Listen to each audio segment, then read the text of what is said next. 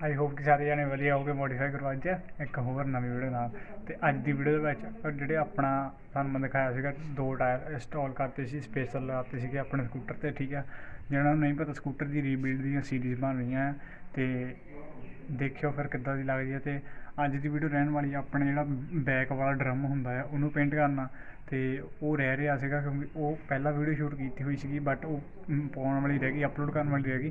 तो अज तुसीं देखियो वो पेंट होंदा होया पिछे वाला ड्रम ते एक रिम, तो उन्होंने किद्दां इंस्टॉल वगैरह करना सब कुछ देखियो। ठीक है, तो स्प्रे किहड़ी यूज़ कर रहे तुसीं देख लियो, बहुत ही वधिया स्प्रे आ।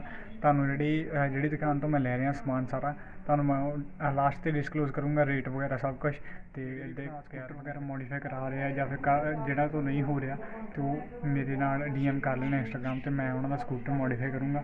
जे कोई मतलब पेंट करवाना चाहता वो भी करवा देवांगे, बस मनी लगूगी थोड़ी बहुत ही। ठीक है, मतलब मैं तुहानूं आपदे राहीं क्योंकि मैंने इत्थे सारे जानते हैं वधिया तो वधिया कलर कराऊँगा, दुकान भी तुहानूं दिखाऊँगा। ठीक है, जिन्हां तो वो ट्रैक्टर कलर हो के आया फार्म ट्रैक उन्होंने तो आप कलर कराउणा स्कूटर का वो हले लेट होगा, पर हले तो मैं स्प्रे मारूँगा। तो वीडियो में करते हैं स्टार्ट।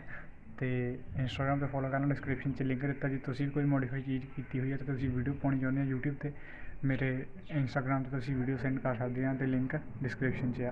करते हैं अज की वीडियो स्टार्ट। अगली वीडियो में पक्का तुहानूं पूरा स्प्रे पेंट देखने मिलेगा, बट पहले मैं तुहानूं दस दिना है जिहड़े 2 टायर का अपना सीगा। ठीक है, अपनी हैडलाइट तो टुट चुकी है, नवीं जिहड़ी आपां लावांगे बाद में मैं तुहानूं दिखाऊंगा।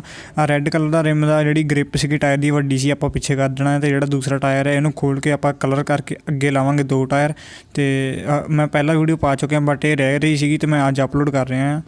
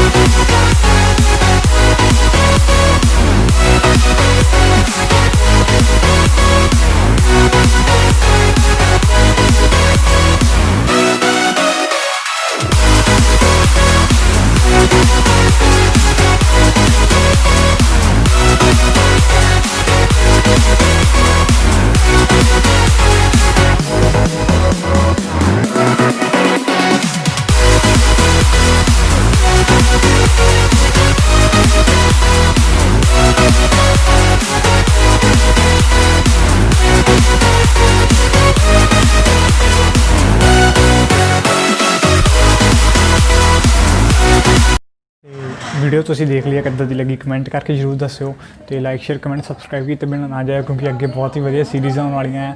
ਅਗਲੀ ਵੀਡੀਓ ਪੱਕਾ ਤੁਹਾਨੂੰ ਮੈਟ ਬਲੈਕ ਸਕੂਟਰ ਦੇਖਣ ਨੂੰ ਮਿਲੂਗਾ ਤੇ ਕਰਦੇ ਹਾਂ ਅੱਜ ਦੀ ਵੀਡੀਓ ਨੂੰ end. So till then keep watching and bye bye. Instagram ਤੇ ਜ਼ਰੂਰ ਫੋਲੋ ਕਰ ਲਿਓ।